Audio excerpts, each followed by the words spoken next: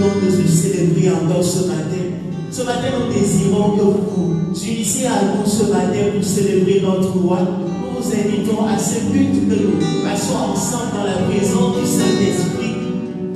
De là où tu es, de là où tu te trouves, je voudrais simplement te dire que tu sois disposé à adorer ce Dieu-là qui mérite d'être adoré, qui mérite d'être célébré. Peu importe ce qui se passe, peu importe ce que nous vivons, il reste le même, il reste le Dieu vivant. Et nous devons l'adorer en tout temps, nous devons le célébrer en tout temps, parce qu'il est le maître de tout, il est le maître de toute situation. Alors ce matin, je voudrais t'inviter à prendre la place qu'il te faut. Tu peux prendre n'importe quelle place, mais simplement à dire à ce Dieu combien il est important dans ta vie, combien il est si précieux dans ta vie. À dire merci à ce Dieu qui t'a donné le souffle de vie ce matin. À dire merci à ce Dieu qui t'a donné la grâce de regarder, de parler, de voir. C'est quelque chose de si précieux. Alors ce matin, je voudrais simplement t'inviter à dire merci, à dire merci, à dire merci.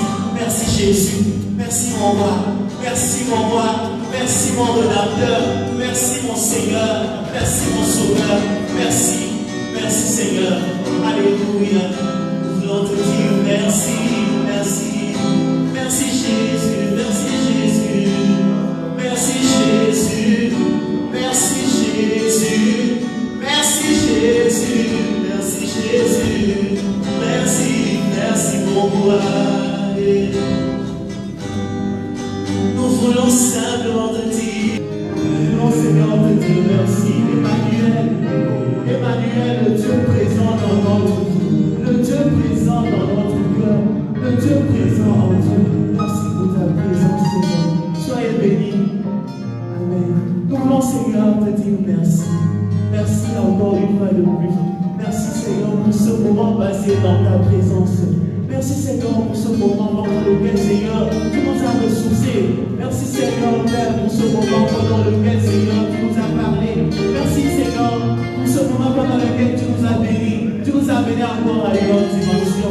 Tu nous as amenés, Seigneur, Père, à voir les choses, Seigneur, que l'œil naturel ne peut voir. Tu nous as amenés, Seigneur, à entendre, Seigneur, ta voix, Seigneur, durant ce moment.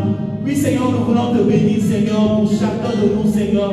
Pour chaque personne, Seigneur, qui se dispose à t'adorer ce matin, à élever ton nom, à élever, Seigneur, le plus grand nom de tous les noms, à élever le nom qui est au-dessus de tout nom, le seul et véritable nom, le puissant nom, celui qui est assis sur le trône, celui qui règne en majesté, celui qui est là et que rien d'autre ne peut réussir, ce n'est que lui.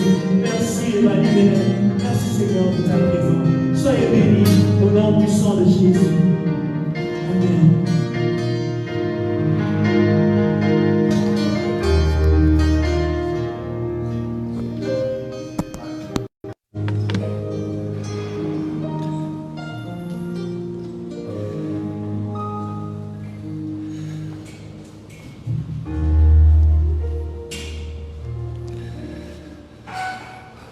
Nous voulons bénir le nom de Dieu pour ses bienfaits. Et une fois encore de plus, le nom de Dieu sera proclamé, Jésus sera prêché et à l'instant, depuis les premières heures de cette journée, des milliers de chaînes sont connectées et le Christ, le véritable, est prêché. La bonne nouvelle est proclamée et nous disons gloire au Seigneur pour ses bienfaits. Nous sommes encore à notre culte d'action de grâce, d'adoration, de louange à ce Dieu véritable. Et nous souhaitons la bienvenue à tous ceux qui nous prennent en marche.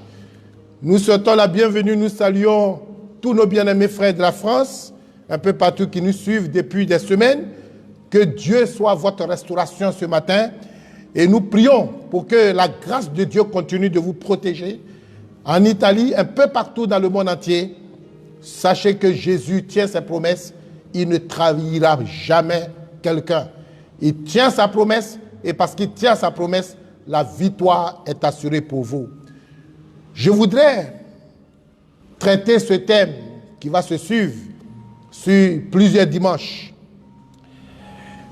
compte tenu de la réalité que nous vivons, compte tenu de ce que nos yeux ont vu, nous sommes amenés à nous interroger, à nous poser beaucoup de questions, et cela nous a amenés en accord avec le Saint-Esprit de pouvoir vous proposer le thème que nous le traiterons en plusieurs dimanches, les signes du retour de Jésus et les avènements de la fin des temps. Les signes du retour de Jésus et les avènements de la fin des temps. Nous savions de nos jours que des milliers de personnes, avant que le coronavirus n'arrive, le monde donnait des signes inquiétants. De plus en plus, la peur a commencé à gagner les cœurs, ce qui amène beaucoup de personnes qui essaient de comprendre en allant consulter les astrologues. D'autres se confient à la technologie qui est de pointe, il faut le reconnaître, dans ces temps derniers. Quand nous voyons l'avancée de la technologie, quand nous voyons la soif du pouvoir qui amène beaucoup de personnes à commettre des actes qui ne glorifient pas le Seigneur, l'homme, nous comprenons en un mot que l'homme veut faire de la terre un paradis. L'homme veut faire de la terre son champ d'action. Et certaines personnes, dans leur dire orgueilleux, prétendent sans le dire ouvertement, comme si ils étaient le créateur et le propriétaire de la terre. La science, qui devrait en réalité assurer le bonheur de l'homme. Aujourd'hui, la science est devenue une arme meurtrière contre l'homme. La science fait peur. Le coronavirus est un cas présent et palpable. Mais pour nous les chrétiens, notre espoir et notre avenir, c'est bien évidemment le retour de Jésus. Nous ne nous confions pas à l'avancée de la technologie. Nous reconnaissons que cela a des bienfaits, certes. L'intelligence, vraiment, de certains savants, c'est une bonne chose. L'avancée de la science, c'est une bonne chose. Mais nous proclamons et nous le disons que pour nous chrétiens, notre avenir, notre espoir, c'est le retour de Jésus. Jésus va vraiment revenir. Est-ce que Jésus va réellement revenir? Si il doit revenir, pourquoi Jésus doit-il revenir? Et puisque la Bible dit quels sont les signes qui prouvent ou qui prédisent un tel événement, je voudrais atteindre 3 objectifs dans cette étude. J'aimerais encourager les bien-aimés frères et sœurs en Christ à avoir une pleine assurance au sujet du retour de Jésus. Je voudrais encourager les uns les autres à avoir une pleine assurance que rien ne puisse vous déstabiliser dans cette assurance. Jésus revient, c'est une évidence. Deuxième objectif, dans cette période de grande douleur, où il y a eu beaucoup de deuil, on n'en a pas fini. La liste, malheureusement, se prolonge. La maladie de toutes sortes, mais le coronavirus qui fait trembler le monde entier. Je voudrais, au travers de cet enseignement, fortifier la foi de ces bien-aimés frères, désespérés, pris par le découragement. Je voudrais vous dire de prendre courage, car je vous annonce et je confirme à la lumière de la parole de Dieu que Jésus revient. Et troisième objectif, je voudrais créer au travers de cette étude ou fixer, si vous voulez, votre conviction sur le retour de notre Seigneur, afin de mieux se préparer à cet événement, pour ne pas que nous soyons surpris. Et veiller la conscience, secouer ceux qui dorment, ceux qui se sont un peu distraits. Ce qui se passe ne vient pas à notre avantage, mais ce qui est en train de se préparer a tendance à refroidir, à casser notre conviction, à nous désemparer pour que nous puissions rater ce grand rendez-vous qui est le retour de Jésus. Jésus revient.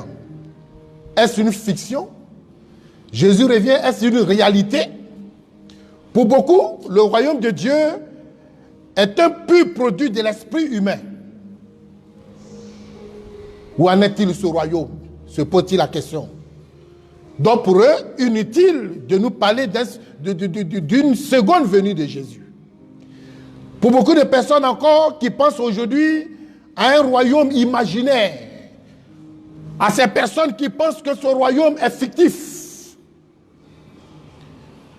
Bien-aimés frères, la fiction, c'est une histoire le plus souvent fondée sur des faits imaginaires que sur des faits réels.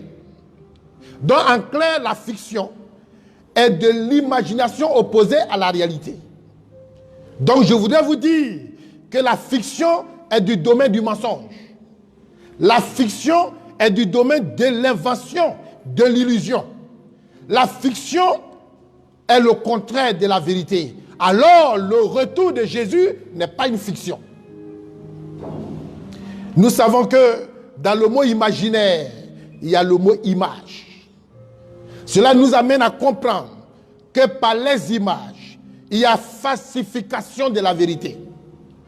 Car l'image n'est qu'une reproduction des choses en leur absence. Donc l'imagination d'un paradis ne plonge-t-il pas les croyants dans une sorte de rêverie, de tromperie? Si, c'est une fiction. De tous ces points de vue, le retour de Jésus serait-il de l'imagination? Le retour de Jésus serait-il du mensonge? Le retour de Jésus serait-il de l'irréel? Le retour de Jésus serait-il de la tromperie? Des hommes se sont hasardés à penser ainsi. J'en citerai Russell Bertrand, ce philosophe anglais du XXe siècle. Il a dit, et je cite, « Cela fait environ 2000 ans que Jésus a quitté la terre de façon corporelle. Et plusieurs se demandent pourquoi il prend un si long temps à venir. » Donc pour ce dernier, le retour de Jésus est de l'imagination, un retour incertain. Mais l'apôtre Pierre va lui donner sa réponse. Dans 2 Pierre, chapitre 3, versets 8 et 9, la Bible dit, « Il est une chose, bien-aimée, que vous ne devez pas ignorer, c'est que devant le Seigneur, un seul jour est comme 1000 ans. Et 1000 ans sont comme un seul jour. Le Seigneur ne tarde pas dans l'accomplissement de la promesse, comme quelques-uns le croient, comme Russell le croit. Mais il use de patience envers nous. Et nous voulons qu'aucun ne puisse périr, mais voulons que tous arrivent à la repentance. Selon Pierre, nous en tant que chrétiens, par rapport à Russell, nous n'avons pas la même perception de datation que Dieu. Il veut tous parvenir, Dieu veut que tous parviennent à la repentance. S'il tarde, c'est là une preuve de son amour. Dieu use de patience pour que Russell même se convertisse, ici n'est pas encore mort. Pour que des hommes comme Russell, ceux qui ont cru en sa théorie, ceux qui ont cru en son enseignement, ceux qui ont cru à ses idées et qui se cramponnent à ça, pour que l'amour de Dieu puisse triompher de votre ignorance, pour que vous parveniez à la repentance. Un autre du nom de Karl Marx, que vous connaissez tous, économiste mais aussi philosophe, il considère que la religion est l'opium du peuple, c'est-à-dire une drogue qui lui fait oublier ses soucis, qui le soulage. La religion endort les gens, mais ne l'aide pas à résoudre leurs problèmes. Ce philosophe ne croit pas à l'existence de Dieu, moins celle de Jésus. Donc parler de la seconde venue de ce dernier serait irréaliste pour lui. Malheureusement, beaucoup de croyants aujourd'hui pensent effectivement à un retour fictif de Jésus, à regarder leur comportement, à regarder leur vie, à regarder la façon qu'ils abordent, qu'ils se comportent dans ce monde. On a l'impression que sans le vouloir, ils ont adhéré à la philosophie de Karl Marx. Ils croient plutôt à un retour incertain et réel. Ils ont perdu la foi quant à cette bienheureuse espérance. Cependant, la Bible est fermelle. Ce que l'homme aura sémé, il le moissonnera aussi. Ceux qui sèmeront le doute récolteront l'illusion. Mais ceux qui accepteront la réalité du retour de Jésus récolteront la bénédiction. Alléluia. Mais de ce Jésus dont il est question, de ce Jésus dont le monde, la nature, la création se soumet, la création qui se manifeste, les tremblements de terre, les tsunamis par-ci, par-là. C'est l'expression de la création de Dieu qui parle à l'être humain. Et tout ceci se résume sur une personne, Jésus, Jésus. Pendant des milliers d'années, on parle de Jésus, on prêche Jésus. Mais pour vous qui me suivez, sans vous choquer, sans vous offenser, je sais que vous avez certainement entendu parler de Jésus. Si c'est votre cas, que Dieu soit béni. Je sais que vous connaissez Jésus profondément. Si tel est le cas, que Dieu soit béni. Mais je sais qu'il y a beaucoup de personnes qui ont entendu parler de Jésus de façon intellectuelle. Avant d'aller loin, puisque c'est de son avènement qu'il s'agit. C'est de lui qu'il s'agit. Permettez que je vous dise qui est Jésus. En quelques mots, de façon brève. Si nous devons parler de Jésus, nous prendrons des années. Les 1 heure que j'ai ne suffiront pas du tout à présenter ce monsieur, ce gentleman, ce monsieur spécial. Dans 1 Jean, chapitre 2, verset 1, l'apôtre nous dit qu'il est homme-dieu. Celui qui est notre avocat auprès du Père, c'est comme ça qu'il le présente. Ceux qui pensent que Jésus, il est sadique. Jésus, sa pensée, son enseignement est une drogue. Je vous le dis qu'il est l'avocat. Et 1 Jean nous présente comme l'avocat. L'avocat, c'est celui qui défend. Même les causes apparemment perdues, lui, il a gagné. Il gagne tous ses procès. Luc nous dit, dans le chapitre 2, versets 51 et 52, il nous dit qu'il est né de la Vierge Marie, par la vertu du Saint-Esprit. Il est réellement homme de chair et de sang, comme nous. Il est né d'une femme. Il a grandi comme tout enfant juif. Marc chapitre 6, verset 3 nous dit qu'il a exercé le métier de charpentier dans un hameau.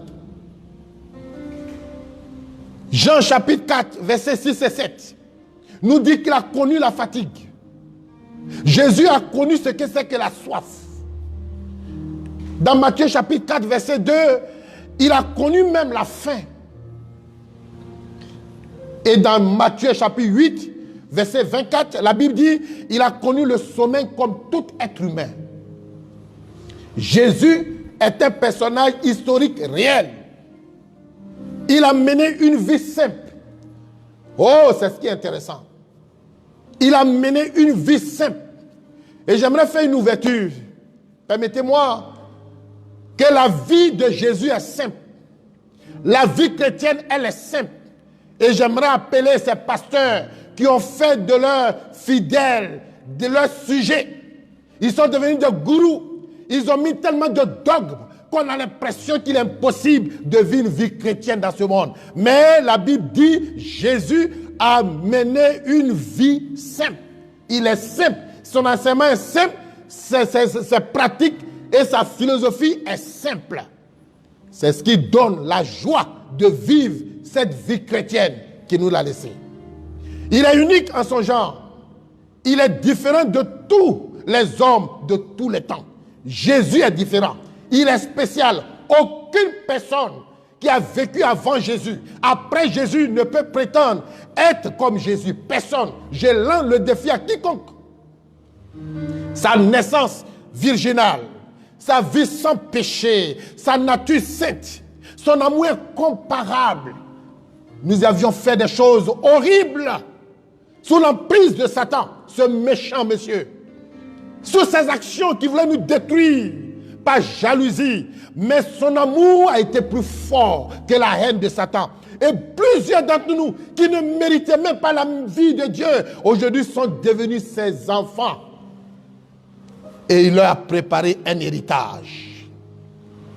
Ces miracles permanents atteste son pouvoir sur toute chose, y compris même la mort. Y compris la mort, il a le pouvoir sur toute chose. Sa mort sacrificielle, sa résurrection triomphante d'entre les morts et son ascension corporelle au ciel prouve qu'il est unique dans l'histoire. Aucun prophète n'a pu faire cela. Tous les prophètes qui sont morts sont restés dans le sol, sont restés enterrés. D'autres passent, c'est devenu un lieu de pèlerinage. Mais Jésus, lui, il est sorti du tombeau. Il a vaincu la mort. C'est un homme spécial. Dans Jean chapitre 1, verset 1, il dit que Dieu est devenu homme. Et c'est intéressant là. Il dit au commencement était la parole. Et la parole était avec Dieu. Et la parole était Dieu. Alléluia. Paul dit dans Colossiens chapitre 2, verset 9, en lui habitait corporellement toute la plénitude de la divinité. Jésus n'est pas un personnage mystique. Corrigez cela. Il est spécial. Oh, si je vais continuer à parler, on n'en finira pas. Plus tu parles, plus ça vient. Plus tu parles, tu n'as pas envie de te taire. Parce que cet homme, oui, on ne peut pas prononcer son nom et ne pas revivre. Quand on prononce son nom, quand on est en train d'honorer le Seigneur, on est en train de dire ses attributs, on a l'impression que le monde s'arrête. Mais permettez que je vous donne, pour que nous puissions avancer, quelles sont ces preuves? Les chrétiens, les églises ont prêché des années que Jésus revient. Quelles sont les preuves de cette venue? Pour vous qui doutez, pour vous qui ne croyez plus, vous avez lâché cette espérance. Je voudrais vous donner quelques preuves de la venue de Jésus, de sa seconde venue. Toute la Bible en parle. Dans Jean chapitre 14, les 3 premiers versets, il a dit, d'abord que votre cœur ne se trouble point. Et Dieu dit, croyez en moi et croyez en Dieu et croyez en moi. Jésus lui dit cela. Il y a plusieurs demeures dans la maison de mon Père. Si cela n'était pas, je vous l'aurais dit, je vais vous préparer une place. C'est lui qui parle. Il n'a jamais menti. Je vais vous préparer une place. Et lorsque je m'en serai allé et que je vous aurai préparé une place, je reviendrai et je vous prendrai avec moi, afin que là où je suis, vous y soyez aussi. C'est lui qui a fait cette promesse. Il a été le seul prophète qui a fait de telles promesses. Aucun prophète n'a pu faire une promesse à ses adeptes avant de monter. Personne d'ailleurs même n'est monté. Avant de mourir, je vous l'ai dit. Avant de mourir, je vous l'ai dit. Bouddha est mort, l'enterré. Mohamed est mort, l'enterré. Tous ceux qui apparaissent, ils meurent, les enterrent. Mais personne n'a pu faire une promesse. Oui, qui laisse espérer après la mort. Seul Jésus l'a fait. Jésus lui-même a clairement dit dans la parole qui revient, dans l'Épître aux Hébreux, chapitre 9, verset 27, il dit ceci, et comme il est réservé aux hommes de mourir une seule fois, après quoi vient le jugement. De même Christ, qui s'est offert une seule fois pour porter le péché de plusieurs, apparaîtra sans péché. Alléluia. Une seconde fois, il apparaîtra sans péché à tous ceux qui l'attendent pour le salut. Jésus apparaît. Il va apparaître une seconde fois pour ceux qui l'attendent pour le salut. Est-ce que tu attends Jésus? Est-ce que tu attends Jésus parce que les événements qui arrivent, ce n'est que le début? Tu souffriras pour rien. On va te frapper pour rien. Mais il faut attendre Jésus. Le Nouveau Testament mentionne près de 315 fois le retour de Jésus. Des chapitres entiers, ils sont consacrés. Vous pouvez Matthieu chapitre 24, Matthieu chapitre 25, Marc chapitre 13, Corinthiens chapitre 15, ils en parlent largement. Les 2 épîtres aux Thessaloniciens, ils consacrent entièrement tous les écrits par rapport à cette venue. Alors, pourquoi Jésus doit revenir? Viendra-t-il pour faire de la parade? Viendra-t-il pour qu'on l'acclame? Viendra-t-il pour que ses sujets s'inclinent seulement? Comment? Pourquoi doit-il y revenir?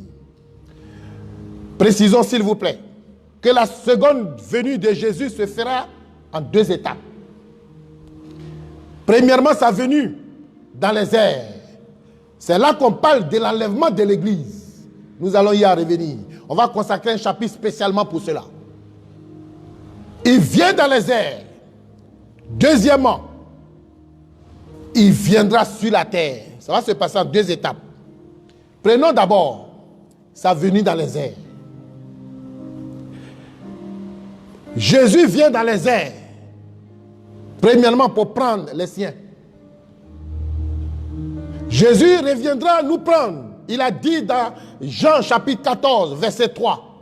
Et lorsque je m'en serai allé, et je vous aurai préparé une place, je reviendrai. Et je vous prendrai avec moi, afin que là où je suis, vous y soyez aussi. Dieu tient à ses promesses. Alléluia. Dieu tient à ses promesses. Il a dit, et c'est pour ça aujourd'hui, les signes sont là, il vient. Prends son époux.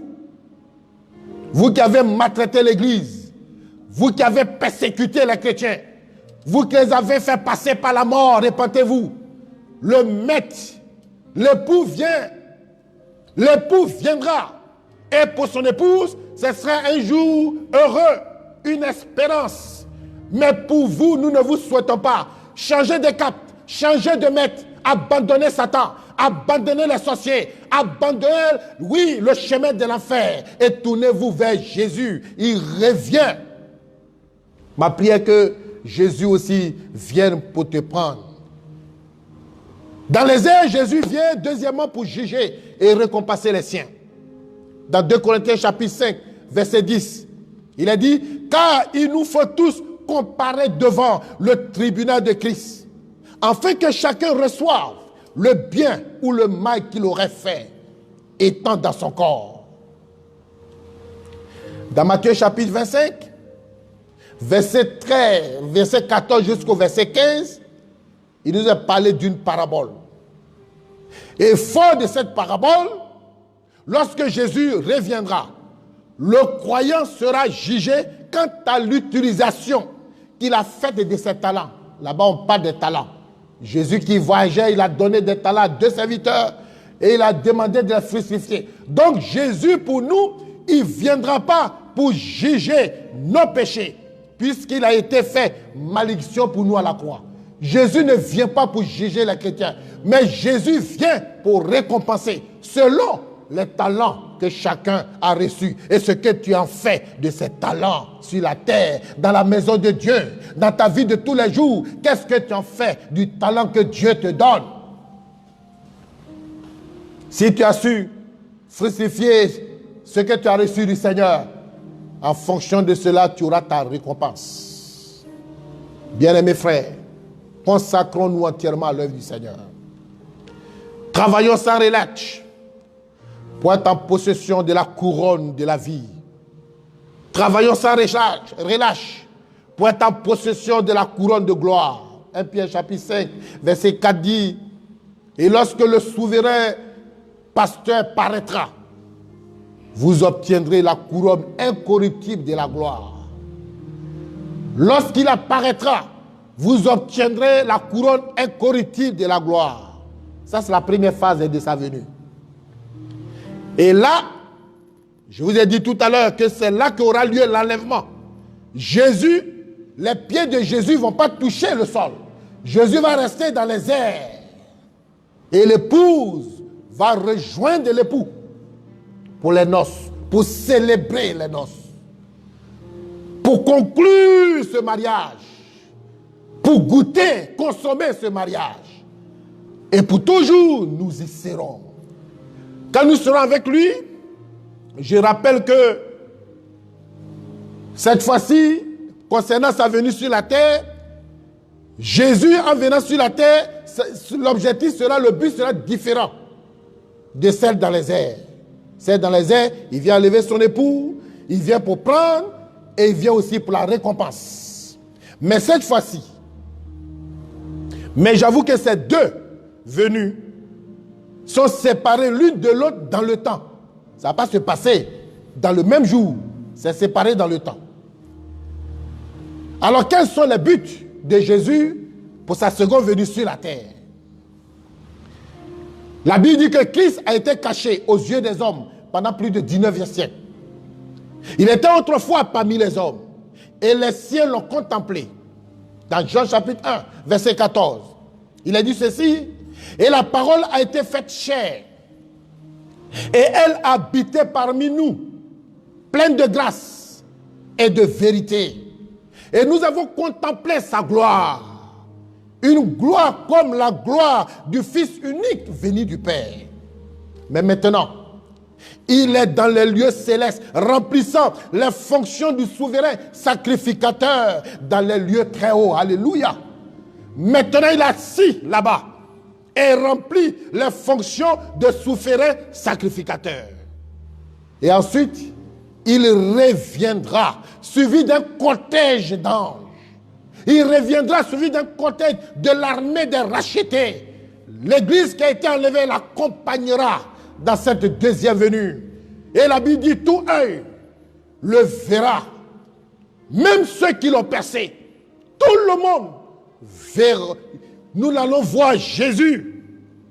Apocalypse chapitre 1 verset 7 dit: voici, il vient avec les nuées et tout œil le verra. Même ceux qui l'ont percé et toutes les tribus de la terre se lamenteront à cause de lui. Oui, viens Seigneur Jésus. Amen, viens Seigneur Jésus. Tous ceux qui l'ont percé. Mais pour ceux qui ne se sont pas tenus, ils se lamenteront à cause de lui. Et dans ce verset, il peut conclure en disant une note d'espoir qui nous donne de la lueur dans nos cœurs. Bien-aimés frères, il déclare lui-même, il dit: je suis l'alpha et l'oméga. Celui qui est, celui qui était et qui vient, le Tout-Puissant. Amen. Oh, c'est merveilleux, cette déclaration, saisit cela par la foi. Ses pieds se poseront sur le mont des Oliviers, nous dit Zacharie, chapitre 14, verset 4. Ce sera une glorieuse révélation de Christ avec le peuple d'Israël. Dieu vient pour se révéler à ce peuple qui tient tant. Il vient aussi pour juger l'Antichrist. Il vient pour juger le faux prophète qui, pendant les années de tribulation, quand l'Église a été enlevée, ceux qui sont restés, ceux qui ont joué à leur foi, ont subi la colère de l'Antichrist pendant la tribulation. Il a séduit les hommes de la terre. L'Antichrist a rassemblé les rois pour combattre Jérusalem. Il a rassemblé les lois pour combattre les Juifs de la Palestine. Alors la Bible dit que Jésus vient pour le juger, l'Antichrist. Dans tous les coups, nous les chrétiens, nous gagnons et nous gagnerons. Vos coronavirus, ça va passer. Mais le dernier mot reviendra à nous, les chrétiens. Parce que c'est lui, le Maître, notre Seigneur, qui aura le dernier mot. L'Antichrist, qui va bientôt, il est prêt, apparaître. Tout est mis en place, on le sait. Il va apparaître, mais nous l'échapperons, parce que nous serons enlevés. Mais lui, son sort, il sera jugé par Christ.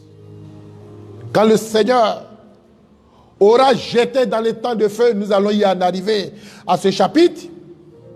Quand le Seigneur aura jugé dans les temps de feu l'Antichrist et le faux prophète, après la grande bataille d'Armageddon, Jésus liera Satan pour 1000 ans, selon Apocalypse chapitre 20, verset 2.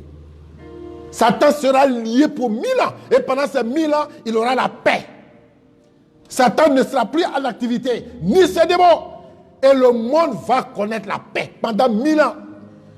Donc vous qui dites que le problème du monde c'est la démographie, vous voulez tuer les gens, le monde n'est pas encore fini. Il y a 1000 ans, vous n'allez même pas connaître cela. Votre maître même ne connaîtra pas cela. Satan ne connaîtra pas cela. Ceux qui se tapent la poitrine ne vont pas connaître ce temps. Mais lui, le maître, il a décidé dans le temps de la création qu'il aura 1000 ans. De quoi sera composé ces 1000 ans? Nous allons y en arriver devant. Après avoir donné, maintenant, c'est quelques buts de son retour dans les airs. et sur la terre. Parlons à présent de quelques signes de son retour.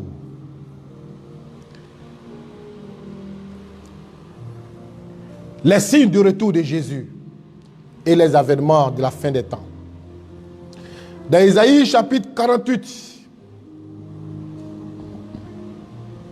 verset 10, la parole de Dieu dit, et c'est le prophète qui l'annonce, j'annonce dès le commencement ce qui doit arriver de la part du Seigneur. Et longtemps d'avance, ce qui n'est pas encore accompli. J'ai dit, mes arrêts subsisteront et j'exécuterai toute ma volonté. Alléluia. Dieu dit, il annonce dès le commencement ce qui doit arriver. Et longtemps d'avance, ce qui n'est pas encore accompli. Ce que nous vivons, l'homosexualité, la violence sur toutes ses formes, l'homme devenu animal, en tant qu'aujourd'hui, on fait des mariages avec des animaux, le chien, on s'en coupe. Oh, quelle honte! Satan, tu ne vas pas échapper. Dieu va mal te juger. Vous qui avez suivi Satan, quittez Satan. Lui connaît son sort. Mais il veut vous perdre. Tournez-vous vers Dieu. Ne regardez pas une religion. Il y a eu beaucoup d'intrus. Beaucoup de personnes ont mis la casquette de l'homme de Dieu. Mais en réalité, ils n'ont aucun amour pour les humains. Or, celui qui vient de Dieu, il a l'amour de Dieu pour les humains. À cause de ces hommes, beaucoup sont découragés. Ils ne veulent plus aller à l'église. Non, les temps sont mauvais, frères. C'est parce qu'il y a l'original qu'il y a l'adaptable. Il y a l'original qui a le contrefaçon. Le vrai existe. Et priez Dieu pour qu'il vous oriente dans le vrai. Parce que ce qu'il dit est authentique. Il dit la note d'avance, ce qui n'a pas été accompli. Pendant plus de 2000 ans, Jésus a annoncé sa venue. Jésus a annoncé les signes. Jésus a annoncé la méchanceté de ce que nous vivons. Aujourd'hui, on a sorti de cette crise sanitaire. C'est le nouvel ordre mondial. Aujourd'hui, ça s'annonce sur la télévision qui va s'installer. C'est le départ d'un nouveau monde, d'un nouveau système. Mais ce système, c'est pourquoi? C'est pour préparer la venue de l'Antichrist. Vous dormez? Ne savez-vous pas que c'est ce qui va de plus en plus? C'est ce qui est en train d'arriver. Ça fait qu'aujourd'hui, la vie chrétienne n'est plus facile. Une pression. Les attaques qui disent pas son nom, c'est pas possible. C'est comme si l'ennemi est rentré encore dans une colère indescriptible. C'est la dernière colère. Il sait que les choses vont l'échapper. Bientôt, lui sait. Et il redouble de courage pour brimer au maximum, pour détourner au maximum. Mais consolez-vous, celui qui tient le monde a dit qu'il a non d'avance qui n'est pas accompli. Et il a dit, mes arrêts subsisteront et j'exécuterai toute ma volonté. Bientôt, ça va finir. Dans Daniel chapitre 2, verset 22, la Bible dit, il révèle ce qui est profond et caché. Il connaît ce qui est dans les ténèbres. Et la lumière demeure avec lui. Alléluia. La lumière demeure avec lui. Ce qui est caché, il révèle. Satan, lui, il est caché. L'antichrist, il est caché. Mais depuis des années, l'Église sait sa venue. D'où il va venir? Comment il va séduire les gens? Nous, on le sait. Parce que lui, le maître, il nous l'a révélé des années d'avance. Ça ne vaut même pas la peine de suivre un tel Seigneur. Vous comprenez que lui, rien n'échappe. Il est le véritable. J'ai dit tout à l'heure qu'il est le gentleman. Il n'est pas un plaisantin, permettez-moi l'expression. Il n'est pas un vendeur d'illusions. Jésus n'est pas un faux type. Il est vrai, il est véritable. C'est pour ça que Satan veut vous détruire. Dieu a toujours révélé ses desseins à l'homme. Mais malheureusement, il n'y prend point garde. L'Église ne prend point garde. Dieu a toujours parlé. Dieu a toujours révélé ses pensées. Malheureusement, l'Église ne prend pas garde. L'homme ne prend pas garde. Un jour, dans les Saintes Écritures, les disciples de Jésus lui posaient la question de savoir quels allaient être les signes de son retour.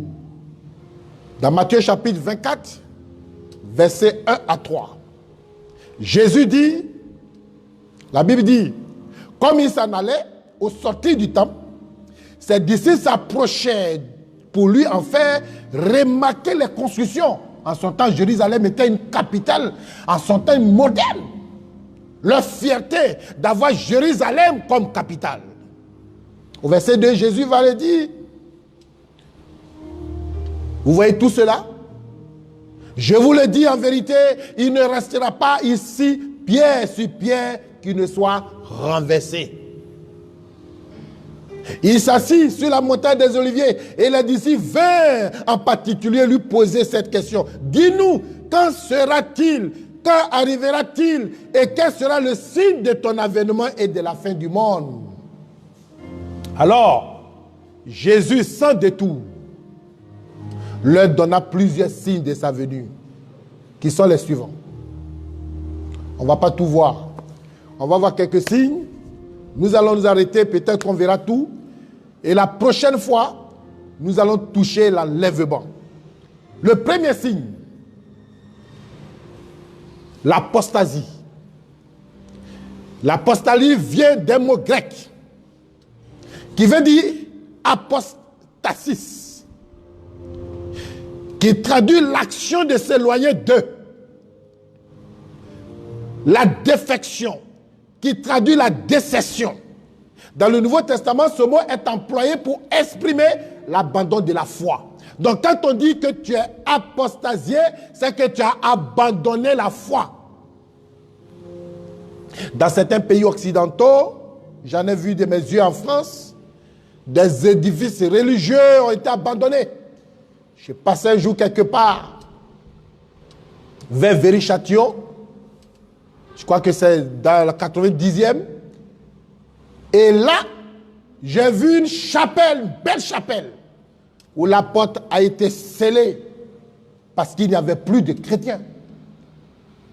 Les gens pensent qu'ils n'ont plus le temps à perdre, que l'Église ne leur apporte rien. Ils ont abandonné la foi. Et nous voyons des pays entiers dans leur système. Ils ont fait sortir Dieu de leur système. Parce que l'amour de Dieu a refroidi dans le cœur des hommes. 2 Timothée chapitre 3, les 5 premiers versets, je vais citer la version de Parole de vie, qui dit, tu dois le savoir, c'est Paul qui parle à son fils spirituel Timothée. Tu dois le savoir, dans les derniers jours, il aura des moments difficiles. Les gens seront égoïstes, amis de l'argent. Aujourd'hui, l'égoïsme bat son plein. Maman a gagné le cœur de beaucoup de personnes. À cause d'argent, on se trahit. À cause d'argent, certains même sacrifient leurs propres enfants. Les êtres humains sont devenus des objets, des bêtes qu'il faut poursuivre pour attraper. Enlever des organes sur eux pour aller faire de cela un commerce. Et aujourd'hui, le commerce d'organes humains est le commerce qui rapporte plus. L'amour de l'argent. Des femmes ont empoisonné leur époux à cause de sa richesse. L'amour de l'argent. La Bible dit, ils se vanteront. Ils seront orgueilleux. Voilà, si on n'est pas orgueilleux, quelqu'un ne va pas prétendre résoudre le problème de globe en disant que c'est un problème démographique, qu'il faut agir. C'est Dieu qui a créé le monde, tournons-nous vers Dieu. Il a la solution de tout. La Bible dit, au verset 2, ils insulteront Dieu. Aujourd'hui, on entend des gens dire, Jésus est homosexuel. Ils le disent avec un visage dégagé de rire, de moquerie. Je poursuis ma lecture en disant, ils désobéiront à leurs parents. Il s'agit des enfants. Ils ne seront plus capables de dire merci. La désobéissance bat son clan. Allez-y en Europe, ce sont les enfants qui sont rois. Ils sont impolis d'une classe exceptionnelle. Ils parlent à leurs parents comme si ce sont eux qui ont fêté les parents. Et le monde a perdu la raison. Ils ont mis tellement des organisations pour protéger l'enfant qu'un enfant est capable d'amener son père en prison. Et ils en font plusieurs. C'est ça qui a déséquilibré le monde. Le problème du monde, voici un des problèmes du monde. Ce n'est pas le problème démographique. La Bible dit, ils ne respecteront plus les choses de Dieu. Le sacré est foulé aux pieds. Ils seront durs, sans pitié. Ils diront du mal des autres. Aujourd'hui, la calomnie, on détruit verbalement beaucoup de personnes. Ils mèneront une vie de désordre. Regardez un peu partout. C'est une vie de désordre. L'immoralité atteint son comble. La Bible dit, ils seront cruels.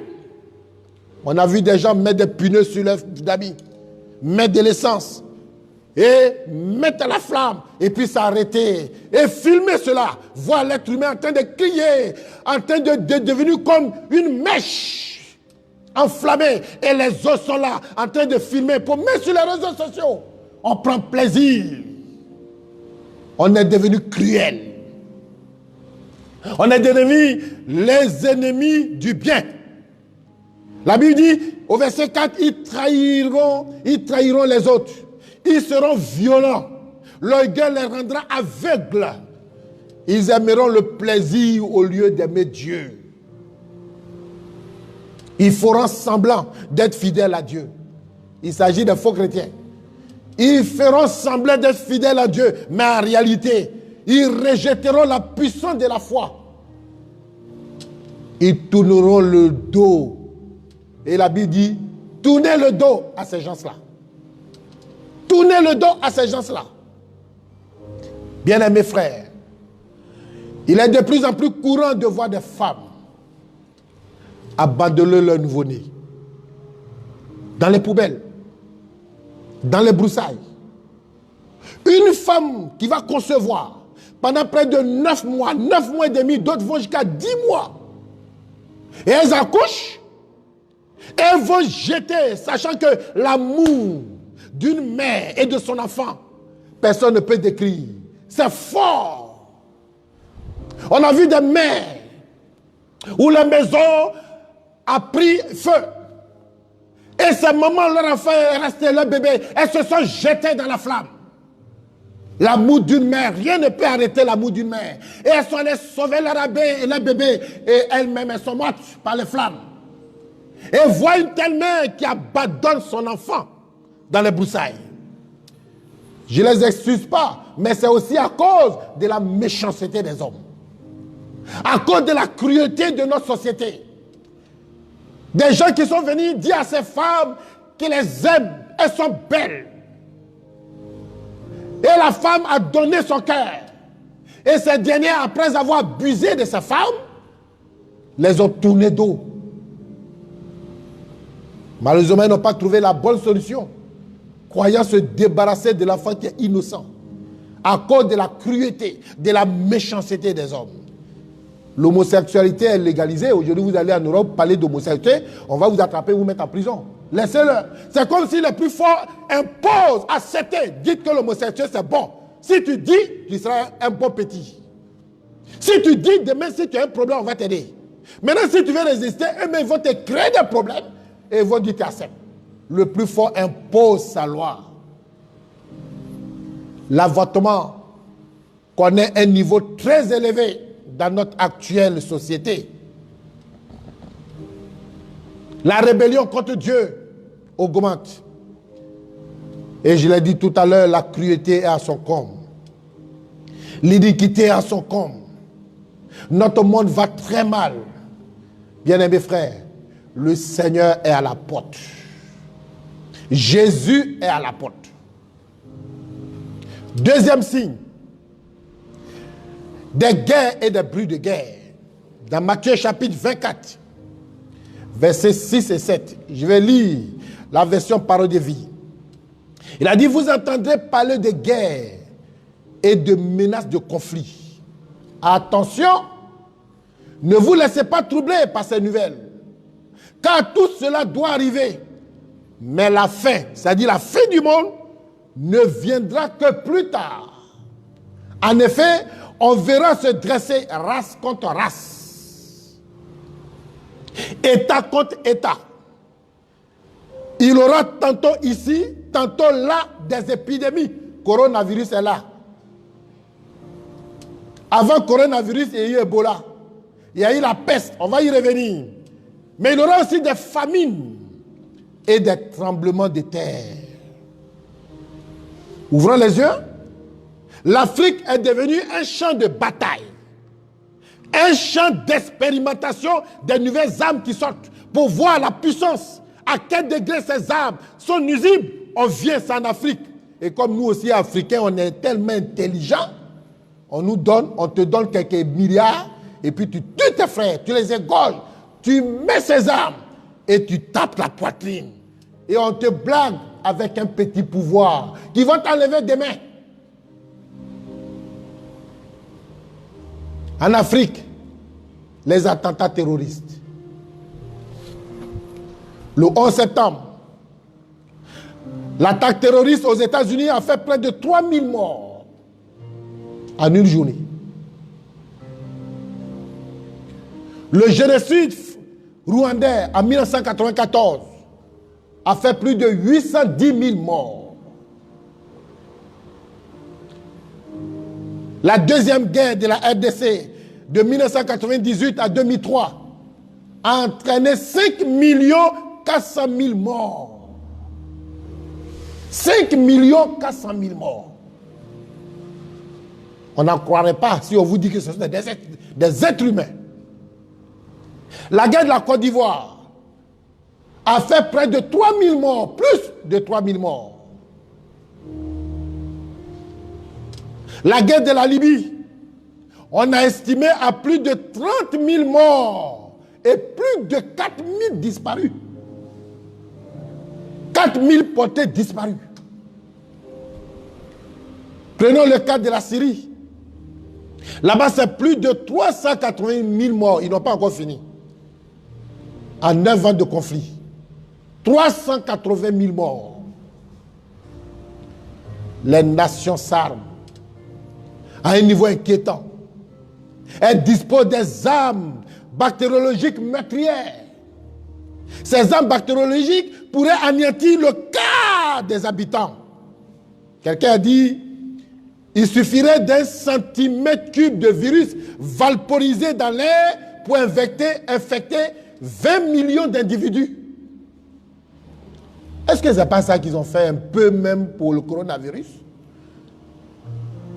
Parce qu'en quelques mois, regardez le record qu'on est en train de battre. Et ils font des prévisions de mort à des millions. C'est comme s'ils ont des objectifs à atteindre. Notre seul espoir de survie est la venue de notre Seigneur Jésus-Christ, le Prince de la paix. C'est notre seul espoir.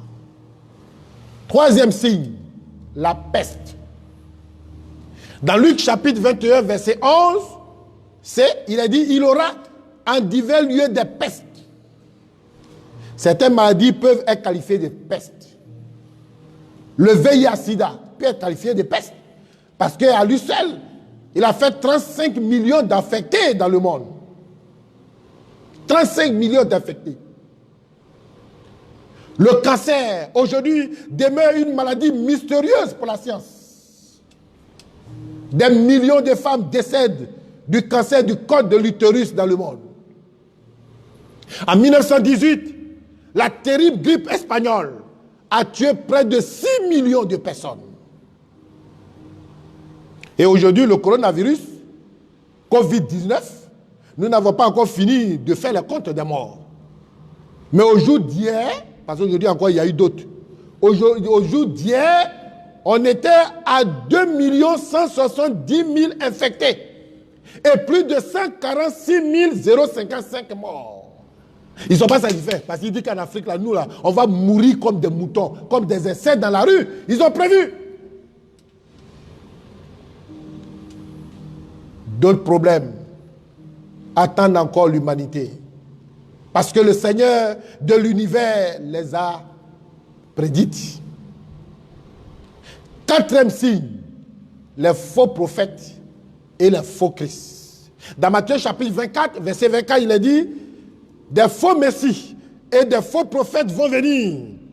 Ils feront des choses très étonnantes et des miracles pour tromper, si possible, même ceux que Dieu a choisis. Voilà, je vous ai prévenu. C'est ce que le verset 25 nous laisse. Voilà, je vous ai prévenu. La Bible dit que juste après l'enlèvement, il aura un faux Christ. C'est ce que lui là qu'on appelle faux antichrist. Et il aura aussi un faux prophète qui va précéder l'antichrist. Il va préparer le chemin de l'antichrist. Celui-là, il va séduire notre planète par des miracles mensongers. Le but du diable est de séduire, est de tromper, de détourner les hommes faits à l'image de Dieu dans le but de les amener à la perdition. Dans Jean chapitre 10, verset 10, il dit, le voleur ne vient que pour dérober, égorger et détruire. Le Seigneur lui-même en donnant ce signe nous conseille de ne pas mettre notre confiance en ces faux Christ, en ces faux prophètes. C'est pour ça qu'il a dit dans Matthieu chapitre 24, verset 23, si quelqu'un vous dit alors le Christ est ici, ou il est là, ne le croyez pas. Ne le croyez pas. Un homme de notre siècle a dit, le rêve et la réalité font partie de la vie. Mais il faut seulement savoir les distinguer. Qu'est-ce qui est rêve et qu'est-ce qui est réalité? Soyons vigilants, bien-aimés frères. Ayons le discernement afin de pouvoir reconnaître ces faux prophètes. Le vrai Christ est mort à la croix pour le péché de l'humanité. Il est ressuscité d'entre les morts, assis à la droite de Dieu, et il revient pour prendre son église au signal de Dieu. Alléluia. Il vient pour prendre son église au signal de Dieu. Le cinquième signe, la propagation de la bonne nouvelle. Matthieu 24, 24 dit, cette bonne nouvelle du royaume sera prêchée dans le monde entier pour servir de témoignage à toutes les nations. Alors viendra la fin. Dans ces derniers temps, les réseaux sociaux sont saturés aussi par la parole de Dieu. Nous prêchons depuis 6 heures du matin. Vous ouvrez votre Facebook, vous verrez que des milliers sont en direct, des églises, des missions, des pasteurs prêchent l'évangile. L'évangile de façon extraordinaire. Dieu va utiliser des moyens extraordinaires pour répandre l'évangile. Le constat sur le terrain. L'évangile gagne du terrain. Comme je l'ai dit tout à l'heure par les réseaux sociaux. Les stations de radio et les chaînes de télévision sur tous les 5 continents. Cela est utilisé et Christ est prêché. L'évangile est répandu. Nuit et jour, on annonce l'évangile. Des millions de Bibles sont distribuées dans le monde, atteignant plus de 98% de la population du monde. Des systèmes reculent, entre autres comme le communisme, mais l'évangile va de progrès en progrès. L'évangile va de progrès en progrès. La Bible est traduite à près de 1800 langues, accessible à tous. Bien-aimés frères, le programme de Dieu s'achemine allègrement vers son thème. Le programme de Dieu s'achemine vers son thème. Dieu voulant, dimanche prochain, nous allons continuer les signes. Et le prochain signe, nous allons parler d'Israël. Dans les signes des temps, Israël est un bouclier. Israël est un signe, est quelque chose dans le monde. Dieu attire notre regard, oui, sur Israël. Israël et les éléments de la Palestine. Que Dieu vous bénisse, que Dieu vous fortifie, que le Saint-Esprit vous renouvelle, et nous allons prier le Seigneur. Nous voulons te bénir pour tes bienfaits. Nous voulons te dire merci pour tous tes bienfaits. L'espoir, c'est que tu reviens. Mais à l'instant, nous te prions de ramener ceux qui étaient des nôtres et que l'ennemi les a écartés du chemin.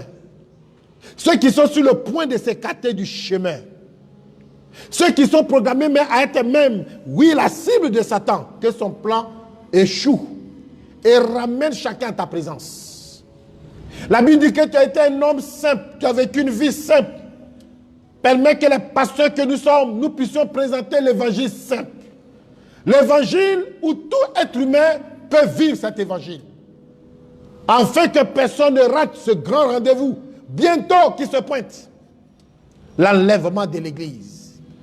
Les signes que tu nous montres, tout ce que nous vivons, doit nous préparer, pas nous faire peur, mais doit donner de l'espoir. Alors il faut affermir la foi de chacun.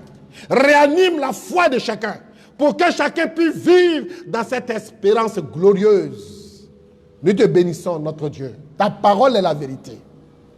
Tu annonces les choses d'avance. Rien ne te surprend. Et parce que tu aimes ton peuple, tu leur révèles ta pensée. Que la gloire revienne à toi. Que la magnificence te revienne parce que tu es tout puissant. Au nom de Jésus-Christ de Nazareth. Amen. Que Dieu vous bénisse. Que Dieu vous fortifie et on se retrouve le dimanche prochain. Amen.